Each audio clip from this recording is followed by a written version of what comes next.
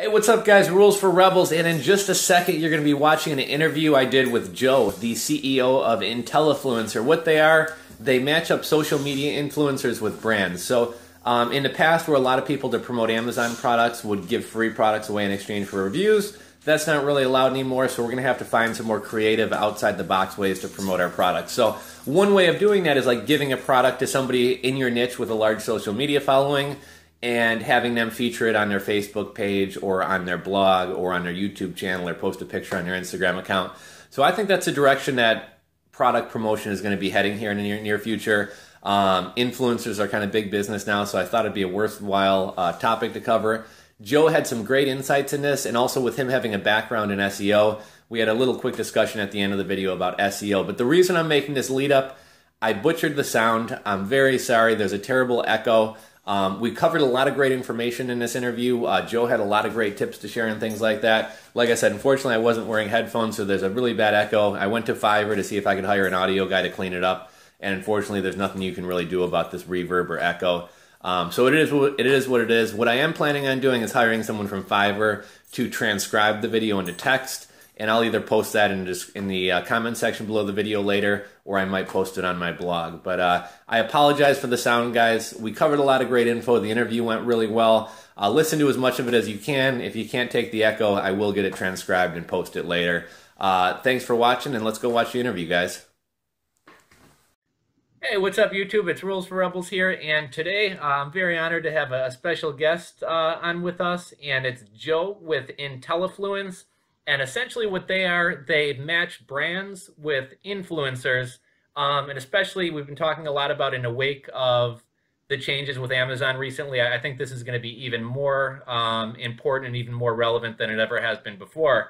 So I guess we'll start out by just letting Joe talk a little bit about Intellifluence, what they do, and I think you guys are familiar from my channel what influencers are and how they can interact with brands. But let Joe take it from here and talk a little bit about the company and what they do, and how those of you guys who were previously reviewers and maybe don't have that option available to you can kind of shift and kind of keep that going on, as well as how brands and product sellers out there can use influencers to grow your business as well. So Joe, if you want to tell them a little bit about you and what you guys do and everything.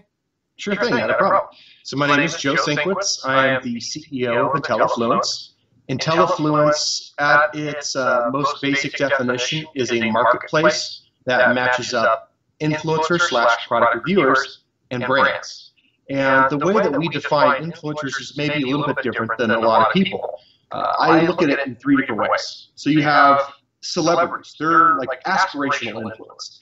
Everyone always aspires to be like a celebrity. They see Kim Kardashian, they see Paris Hilton with a hamburger on a windshield of a car, and they say, huh, I kind of want the hamburger. So that's an aspirational influence, if you will.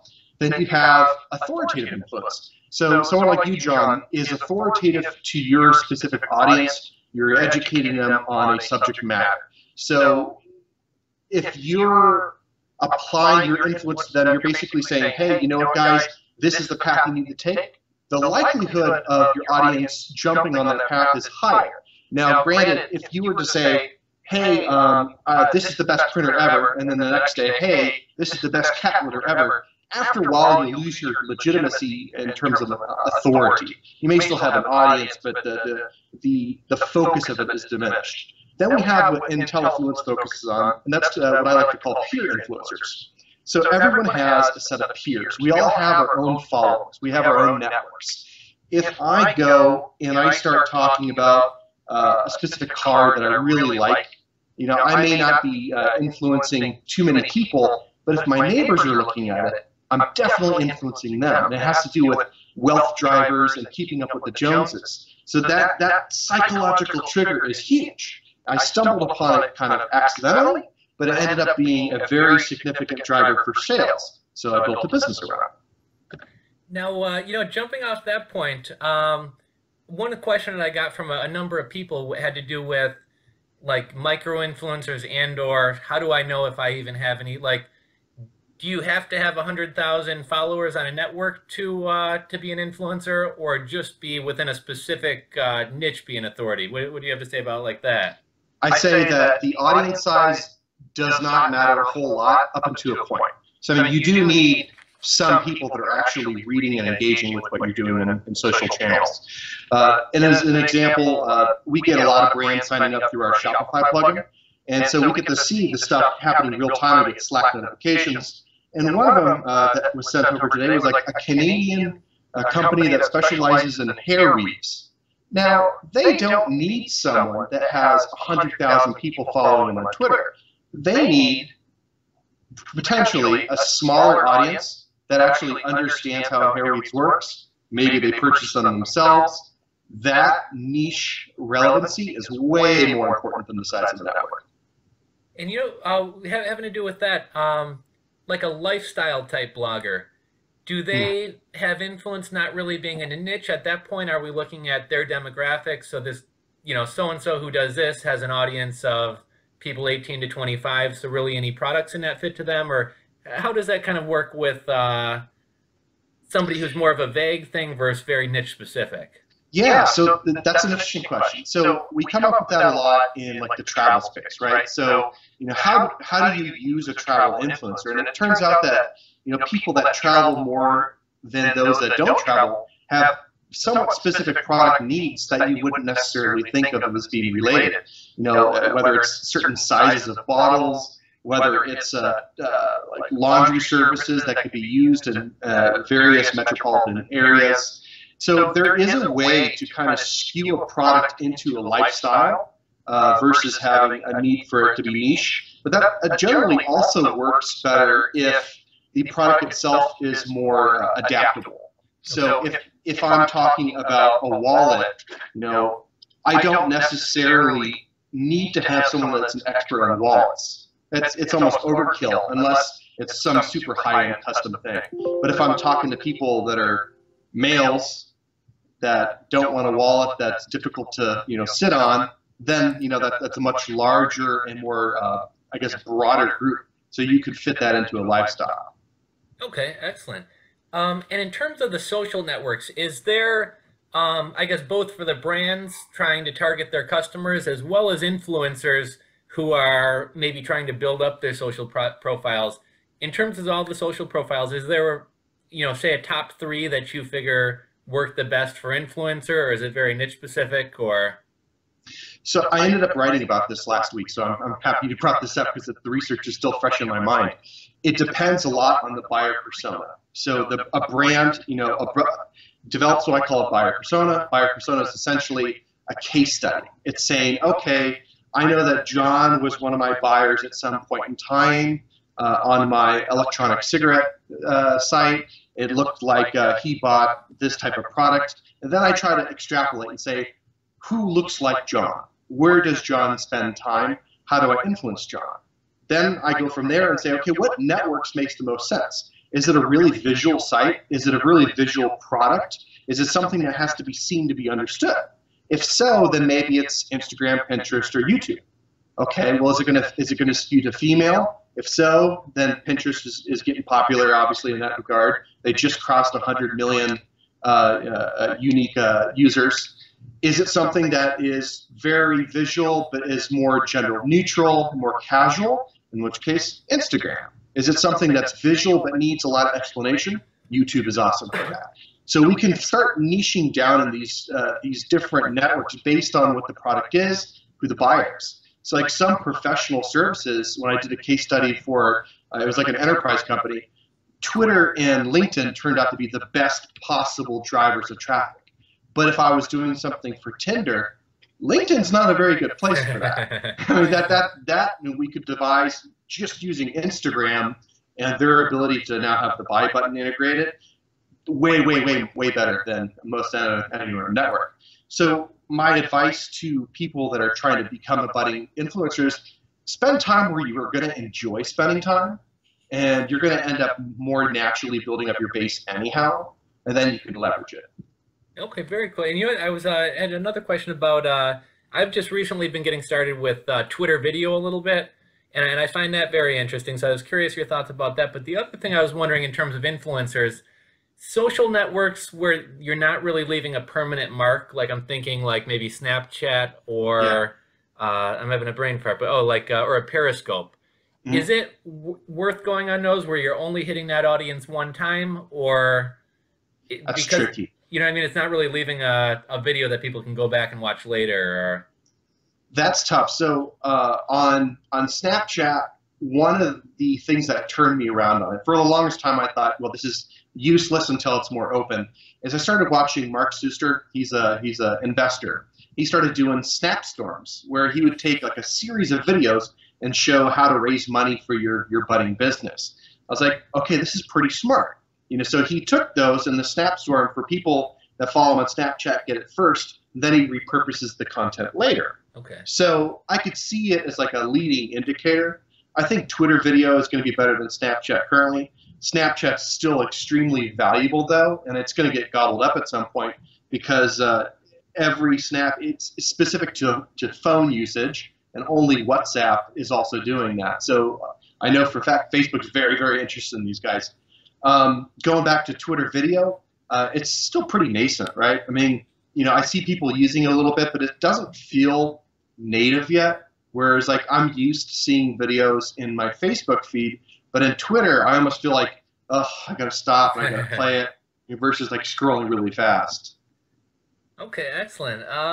Let's see. We talked about that. Are there any new I've noticed one thing. It seems like the people who are early adopters of a platform tend to, I guess, naturally get a head start. Is there anything to where you think people can break in easier than with some others right now? I know there hasn't really been a ton of news. It seems like Snapchat's kind of the newest one out there, but I mean, there's always something new.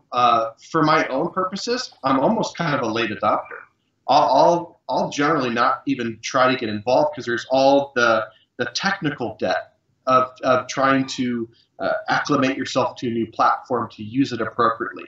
I like to use it when it's already in a growth phase. So I mean, Snapchat definitely qualifies for that. But now I'm getting bigger in Instagram now personally, because now that they've stolen or integrated, whatever you want to say, in terms of Snapchat functionality, it's getting more interesting to me. And then when they roll out the buy functionality, then it got really interesting to me. I love that. One channel that doesn't get nearly enough love, and it's actually how you and I connected, Reddit, ridiculously large. And yet, for whatever reason, people don't spend enough time to figure out how do you influence people on Reddit? How do you get your content placed on Reddit without, alerting authorities, so to speak? That's an area. I think there's so much room. Facebook. And Facebook, because it's such a large platform now, you also have like subsections of Facebook. Like Facebook groups is almost an untapped goldmine. There's millions of these groups. Some of them have thousands and thousands of people. I know a lot of people that watch you do the Amazon reviews. That's how I found a lot of the people from my network is going through and saying, hey, like doing reviews? Do them over here too. You could use it as funnels. You can use it for funnels into your e-commerce products. If you have a really niche product, there's probably a lot of groups out there. Infiltrate, communicate, engage, convert. I mean, it's wide open. I have kind of two funny stories jumping off that. One, I'm actually very new to Snapchat and influence Instagram myself. And Instagram, I'm using a little bit more. Snapchat, I think I've only made a couple snaps, but I had sent out some Amazon merch T-shirts to an influencer, a guy by the name of Hammy TV. He does kind of prank videos and things like that. But one of my viewers actually shot me a message and said, "I just saw your shirt on Hammy TV's Snapchat."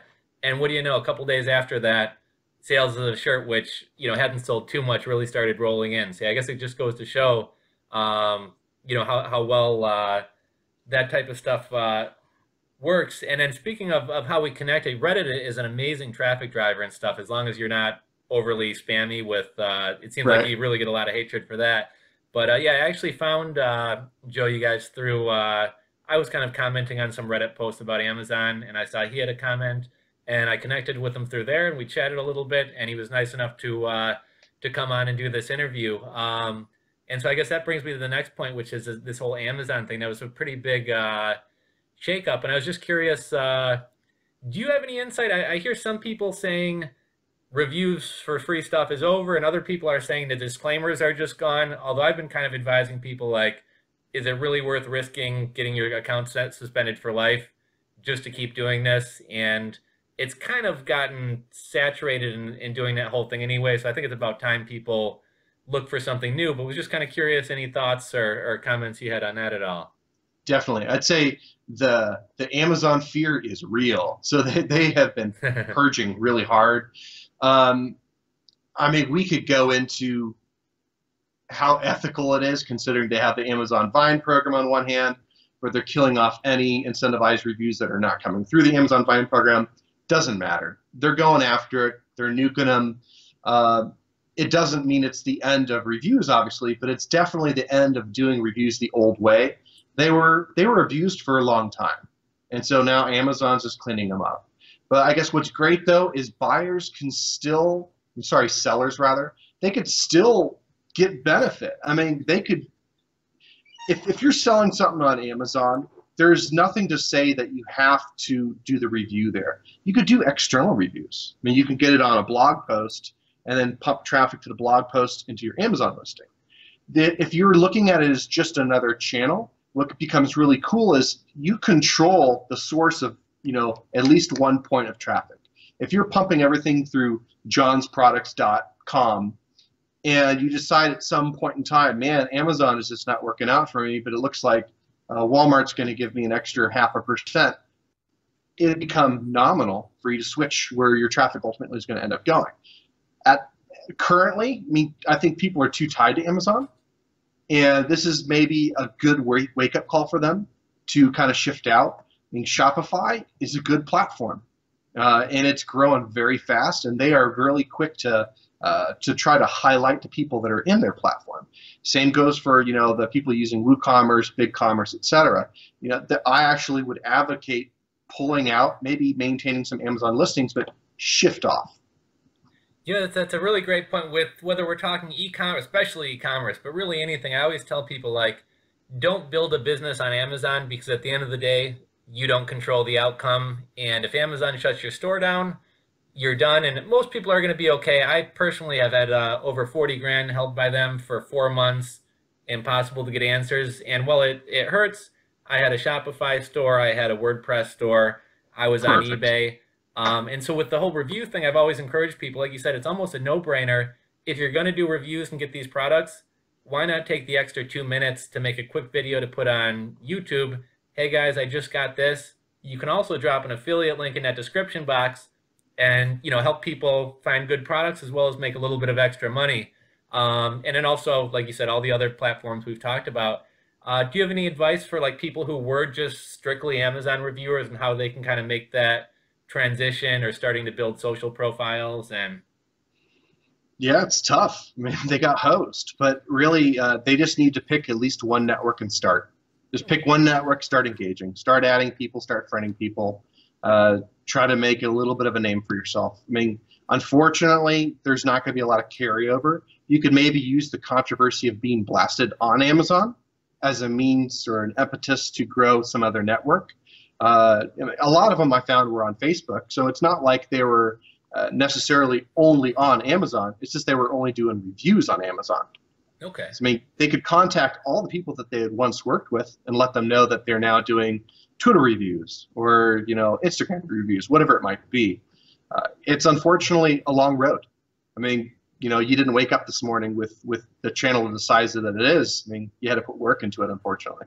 Right, and one thing about that, it is amazing how quickly it snowballs. Because I think I've had this channel since 2009. It was very casual, and I think this past May or June I hit 10,000 subscribers, and all of a sudden by the end of the summer it was at 20,000. So once you start rolling, I think the networks themselves direct more people your way, and then also word of mouth and everything else. So yeah, even if people are starting out small, things are definitely going to get moving quickly for them. Can you shed some light on, for people who are building up, as well as brands, like what are brands looking for in influencers and what are influencers looking for in brands? Sure. So, I mean, it's all about the value exchange. And it's difficult to pin down exactly, but brands are obviously looking for the most bang for their buck, and influencers are always looking for the most product and cash for their time. So it's that confluence of two different needs. You got two different supply and demand curves intersecting. I find that the influencers that tend to do best are the ones that are receptive and quick to respond. And it's a silly thing, you know, you don't necessarily have to be even the best reviewer, but if you're the fastest to get back to a brand and the fastest to always respond to the request, you're going to have a pretty successful time. Likewise for brands. I mean, I've seen some brands that this, you know, are slow, and you know, maybe they go through a certain bureaucracy in order to get product out and then following up to the point where maybe the review, by the time it's done, ends up being rushed because the reviewer has already kind of put that product out of their mind. And so they, you know, type something up real fast and it's like, is this good? I'm like, okay, yeah, go ahead. What they don't want, you know, neither the influencer reviewer is lazy 5-star type reviews. I mean, those don't do anyone any good, and no one really believes them deep down. So I say thoroughness matters a heck of a lot more, and honesty, than does the end star rating. Okay. And you know what, as far as like the actual deal being done or sponsorship or the actual activity of promoting the brand, what's the best type of way? Is it better to just sponsor somebody's video and be mentioned as that, to have a little maybe 2-minute lead into the video, or to do like a dedicated video to where, you know, you're kind of taking away from the topic of that person's videos? And does that kind of detract that it basically becomes an infomercial as opposed to maybe just being a lead in and a tie into the video? Or what's kind of the best strategy to attack that? It's a good question. I think that it has to do, once again, going back to like the buyer personas as well as the type of product it is. So if it's something that's really, really simple that doesn't need a lot of explanation, I would work it into the overall theme of the video. So I'm talking on my new iPhone 7. So I mean, that fits. You know, I don't have to explain what the video or what the phone is and all its fancy capabilities that, you know, who knows how many things it does. Now, if the product is going to require more education, then I think maybe a lead-in is going to be better. Maybe saying, this is, you know, let's walk you through this. They're sponsoring the upcoming content. Please bear with us going into it. If it's something that's really, really detailed, you almost kind of need to do an infomercial. I mean, and they work. I mean, infomercials will not still be on TV if they didn't get those late night calls. Okay, excellent. And let's see, we had some questions from some of my viewers posted. Let's see, what are some things for viewers who have the most success have in common? Let's see, that one's not really targeted. This site here.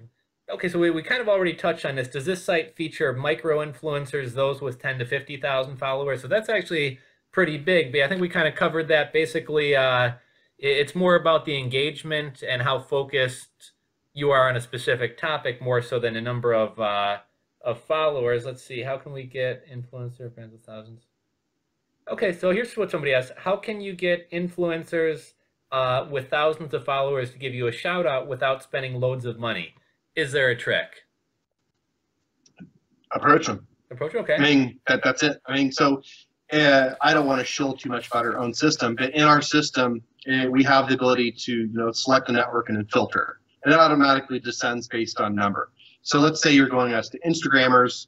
You go in, you select the network, Instagrammers, contact them. You say, hey, I have this product. Would you be willing to do a review for this product?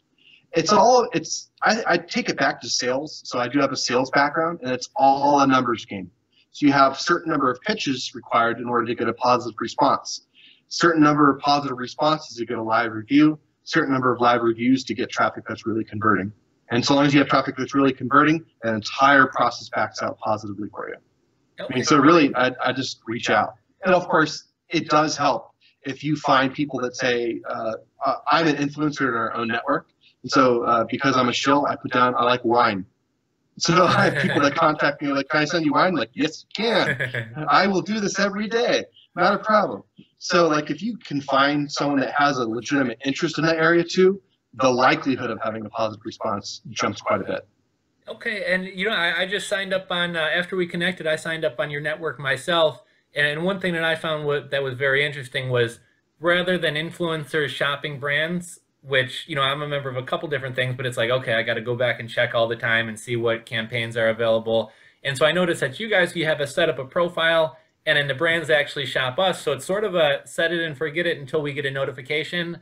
And then also, I guess, for those viewers who are actually the brands, you're not going to have 300 applications come in that you're now going to have to filter through all these. So do you want to kind of walk people through just kind of like how brands as well as influencers can sign up through the platform, how they're going to connect with each other, how the payments are handled, like that kind of thing? Definitely. So for influencers, it's very easy. They could just go to the site, sign up. It's free. It'll always be free for influencers. When they create a profile, I like to tell people to think of it like you're mashing up your dating profile and a resume, because it's important to show both your experiences as well as your interests. Some, for whatever reason, only treat it like a professional level, and so they miss out on all the things they might like to do. And some are entirely too casual and don't talk about maybe they're a Fortune 500 secretary that was really exposed to a whole bunch of technology. Well, a brand can't know that unless you list that information.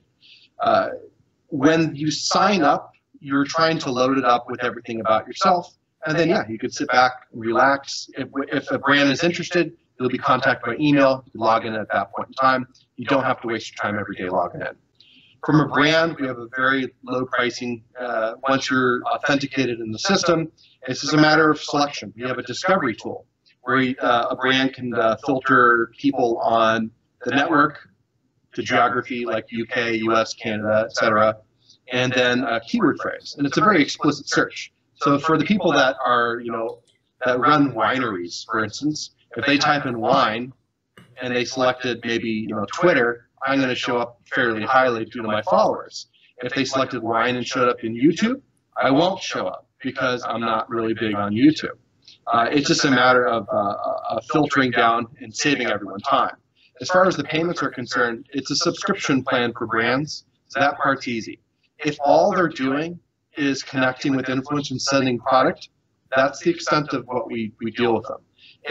If money wants to change hands, that's between the influencer and the brand. We don't get in the way of that conversation. It's tracked within our messaging system if we ever need to refer back to it for legal reasons, but we let it be. If you want to pay for a blog post, totally fine.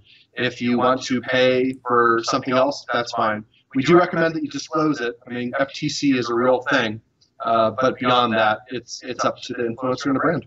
Okay, very clear. I noticed some people these days are wanting to get paid in Bitcoins, and so yeah, it's kind of nice that people can kind of work the details out amongst themselves. And you and I had talked a couple minutes previously, just before we got online here, and something I saw today on a Shopify forum that I thought was pretty interesting was creating discount codes and assigning them to different influencers. So not only do you have that initial promotion, but there's an incentive for them to continue bringing awareness to the product. So yeah, I thought it's kind of cool how everything's very open like that. I love that stuff. And like we talked about, it makes it a lot easier to track too. So if you're dealing with 15 different influencers at once, you at least on some level know which influencers are sending traffic that's converting versus just sending traffic at all. You can also use UTM campaigns. Pretty easy to set up. Google makes it fairly simple, ties back into Google Analytics. The Shopify coupon codes, I don't know if there's a limit as to how many you could do, but you can make them expire too after a period of time. So like if you're working with a group of influencers and maybe, half of them didn't work out, you just nuke the code and you can, regenerate new ones later on. I had worked with a client where we were generating these codes every time someone was abandoning a website. We generate an auto code and then dump that code into the shopping cart to create that visual look of, hey, you just saved yourself some money. I think you could probably do a lot of things on Shopify that would help to improve overall conversions. I love that marketplace. I mean, that was the first place we decided to go ahead and build a specific app for it, just because it's growing so fast and they're so supportive and helpful. And how can people keep up with you? Like, I'll drop your guys' site and some social media handles in the description box below. But like, as you guys roll out new features and stuff, is there a platform that you're most active on? People can keep up with you guys on, or? Definitely. So I mean, we're both on on LinkedIn, I'm sorry, well, yes, LinkedIn, but Twitter and Facebook is where we communicate most on product updates. Okay. If people are signed up into the system, we maintain an email list. So we try to hit that not too hard, otherwise we'll get hit for spam. I'm also very heavy on Twitter on a personal handle as well. Okay, very cool. So yeah, guys, I'll drop all that info in the description box below, so that those of you guys who are influencers or reviewers can go sign up, and also those of you who are brands looking for some new ways to market some of your private labels and things like that can do that as well. And that's just one other thing. I know a lot of people were thinking this Amazon thing was the death of private labels, but you really just need to be more creative in finding ways to brand yourself and drive awareness of that brand. So I think you guys are an excellent platform for that. Thank you. And I wrote a post about that specifically, so I'll send you a link. Okay, yeah, and I'll link that in there as well. And then, yeah, I think we've covered most of the topics. I know you and I had talked. I've been getting a lot of questions about SEO and some other things, so I'd asked you if we could touch on a couple things before we wrap up. But before we move on to that, is there anything else you I failed to mention, or that you left out, or that you want to mention about either the influencer game or your guys' site or anything else? No, I mean, it's a hot market. I think anyone can play. I think that's what's great. It's very democratized. So, I mean, if you're moving from an influencer to a reviewer, or rather a reviewer to an influencer, you could do it. You can make it happen. If you're just getting started in the space as a small brand, you could use this. It's not an expensive thing. It's easy to test, whether it's us or someone else. It's very accessible. Okay, excellent. You, I saw you on LinkedIn and a couple other places, and I see you have a strong background in SEO, and that's something a lot of people who watch the channel are interested in. So yeah, if I could ask you a couple quick SEO questions for these guys, I'd love that. That'd be fun. So SEO, I was kind of saying, I kind of got into blogging, internet marketing, and everything. I was working at a company who basically we were the go-between between ad agencies and media buyers and publishers, and we would kind of manage how the campaigns were trickled out. And that's kind of how I learned about all this type of stuff and started getting interested in this. So I feel like I came in at the tail end of when, like, SEO, I don't want to say gimmicks, but when it was very on backlinks and how your page is set up. And it seems like we've moved to content kind of being king, or at least that's what Google and a lot of people say. So for somebody who's just getting started in, whether it be e-commerce, affiliate marketing, blogging, who doesn't really have a background, is it worth them learning all the technical ins and outs, or should they just be focusing on quality content, or what advice would you give to those people? Sure. I mean, if they're going to go deep diving into SEO, I'd say go to SEO book and read it from like 2008 to the future. You know, there's a lot of content. If they're just looking to build their business and be SEO friendly, you could boil down the current algorithms in three things. It's about the content relevancy, it's about the engagement with that content, and it's about the authoritative links that are coming into that content. We could really just keep it at that level. No matter what we do, everything kind of funnels back into those three main areas.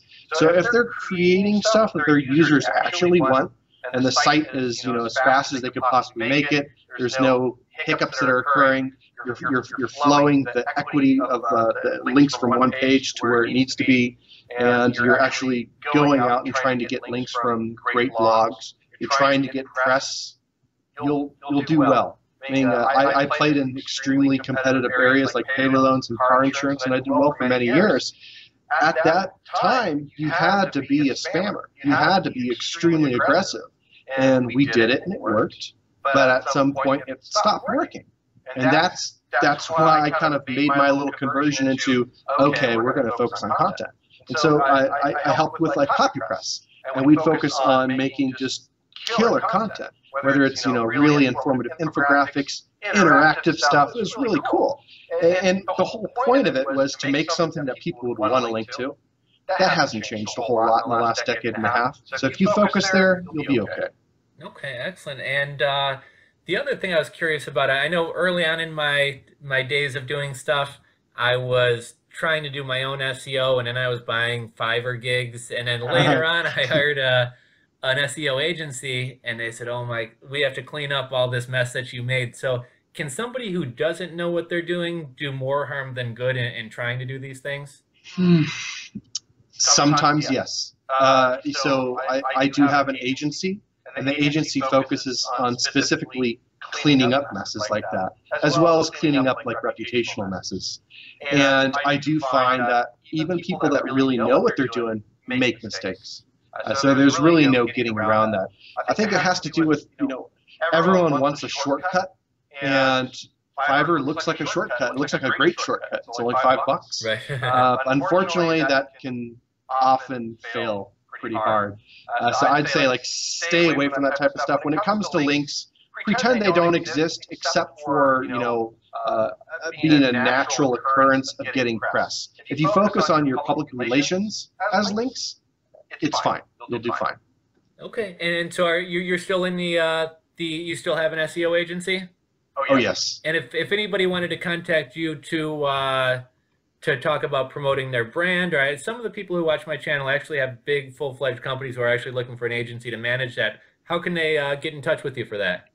Sure. I mean, so I'll give you a link. It's known as Digital Heretics.